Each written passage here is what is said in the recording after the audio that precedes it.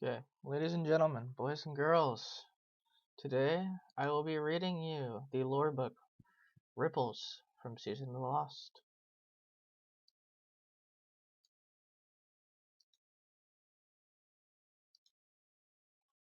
Chapter 1 Ambush. Keitel stands on the bridge of her flagship, 6 destroyer-class warcraft at her flanks. Weeks of intelligence and a handful of dead spies have brought her to a single point in space. This moment of opportunity. A massive reinforced viewpoint extends from beneath her feet to the ceiling of the bridge. Through it, dead still azure banners obscure the distant awoken reef. From Keitel's perspective, it appears as a slurry of glitz and dust to be swept away at her command, an idea her advisors spoke of all too frequently. Their soft conflict with one city had left some eager for a decisive victory in another. It was a distraction.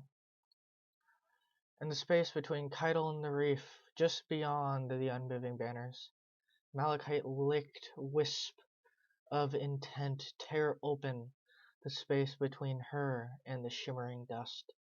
Long black spindles of hive workmanship pierce the rift first, preceding a massive tomb carrier, twice the size of her flagship.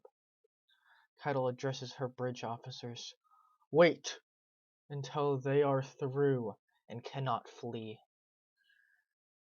Her destroyers take up flanking positions, opposite of her own, as Keitel orders her flagships to maneuver above the massive tomb carrier. When the rift shuts, the order comes over Cabal comms. Strike! The 6 destroyers spring their diversionary attack.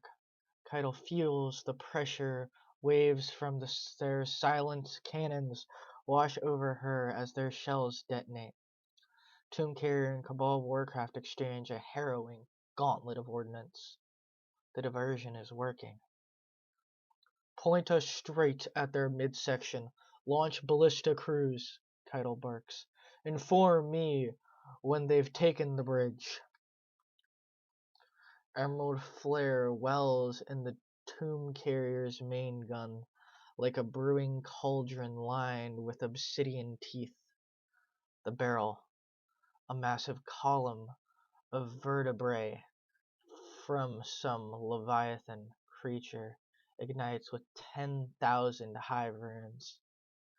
The tomb carrier belches streams of malefic flame that effortlessly obliterate 2 spearheading Cabal destroyers. Keitel steps forward in horror as their hulls erupt in a series of soulfire explosions. Don't let that gun fire again! Protect our destroyers! She pivots to her navigation office. Bring the ship to the minimum jump speed. Full power to the mains! Keitel thrust a finger at the tomb carrier. Engage the Ares ram and prepare for impact. The flagship hurtles towards the tomb carrier, unleashing a full salvo of cannons and warheads to soften the carrier's carapace.